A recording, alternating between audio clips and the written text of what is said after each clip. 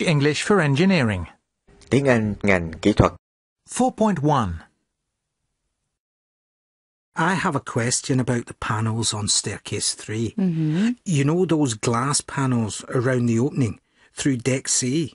Yes, I know where you mean, yeah. Well, I've been looking for a cross-section through the deck at the stair opening, but I can't find one anywhere.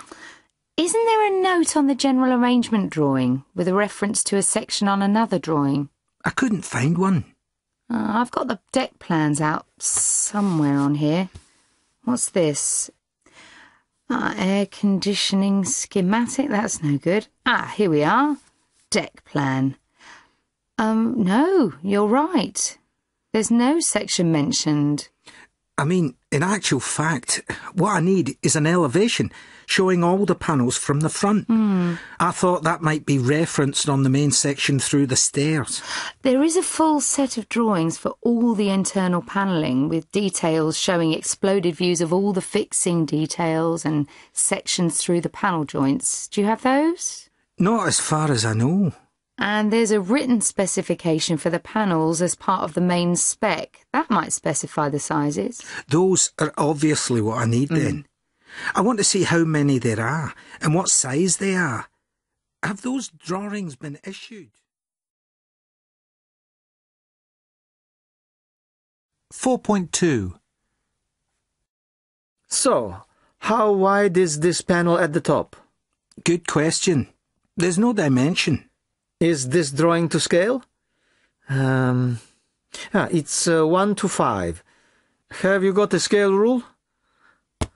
Let's measure it. It looks to be about 300 mil. The golden rule is you shouldn't scale off drawings though, should you?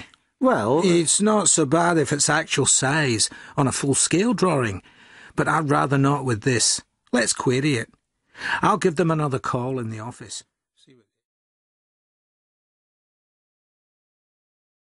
4.3. Basically, the client has said they want a super flat finish over the entire floor area. That makes it a free movement floor where vehicles can run anywhere on it. But on the manufacturing process drawings, it shows precisely specified routes for these automated vehicles. So, technically, it should be a defined movement floor where you can just have a few narrow lanes for the vehicles, which are super flat, and then the rest of the slab is just laid to normal tolerances. Right, so you're questioning the extra cost of doing everything super flat. That's the main thing, yeah. The other thing is quality.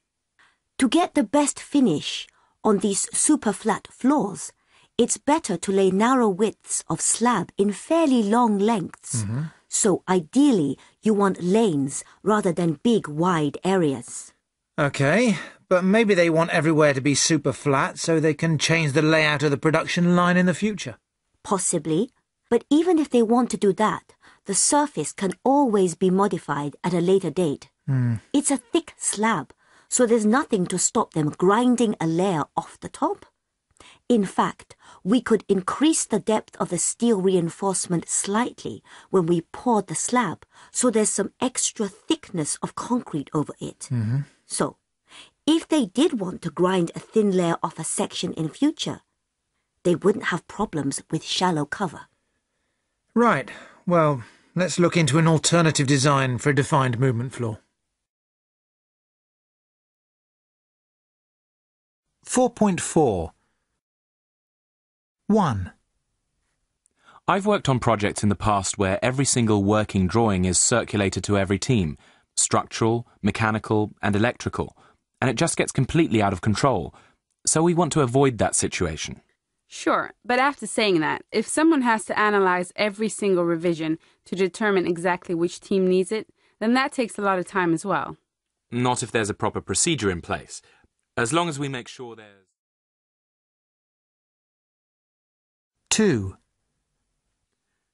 This project strikes me as pretty complex in terms of the amount of integration and overlap between the different design packages. Yeah? Particularly between mechanical and electrical teams, so we have to coordinate that. And it's obviously a specialist job. It's beyond my expertise as the overall project manager. So in order to make sure that we... 3. Thinking about how the separate design groups work together, I don't want to rely too much on scheduled meetings. We don't want questions and problems piling up, waiting to be resolved at a meeting in a week's time or whenever. You all need to be talking to one another on an ongoing basis. I agree with what you're saying. The trouble is, when you're trying to sort out problems with details on drawings and that kind of thing, you need to meet face to face. And given that we all work in separate offices, it's, we can phone each other, but... Yeah, you still need meetings. Especially as there's so much integration between the different packages. The point we were talking about before. Well, there is a solution to the problem. 4.5. So, to sum up, as regards design information flow, all preliminary drawings are going to be shown to the senior engineer in charge of each design team. The senior engineers then say whether or not their teams need to receive copies of later revisions. If they don't, they won't receive any further revisions. If they do, they'll be issued with every subsequent revision and later revisions of working drawings. To coordinate the interface between mechanical and electrical design, I'm going to appoint a mechanical and electrical coordinator responsible for liaising between the senior engineers in the teams reporting to me. We're locating all 3 design teams in a single open-plan office, so when anyone's got a question or a problem, they can talk to the appropriate person face-to-face. We still have scheduled meetings to discuss formal issues, but the emphasis will be on ongoing informal dialogue between the teams. 4.6. There's a discrepancy between these details that you might be able to clarify straight away. On the plan of this plate, it shows 8 bolts. But on section A, here, there are no bolts shown in the middle. So there would only be 6, which obviously contradicts the plan. But as you can see, this plate's going to be bolted to a T profile. So we couldn't put a row of bolts down the middle because they clash with the flange running along the middle of the T.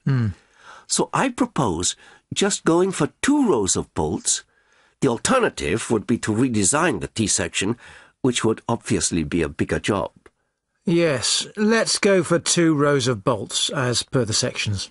Okay, fine. Will you send an email to confirm that? ngoại ngữ chuyên ngành.com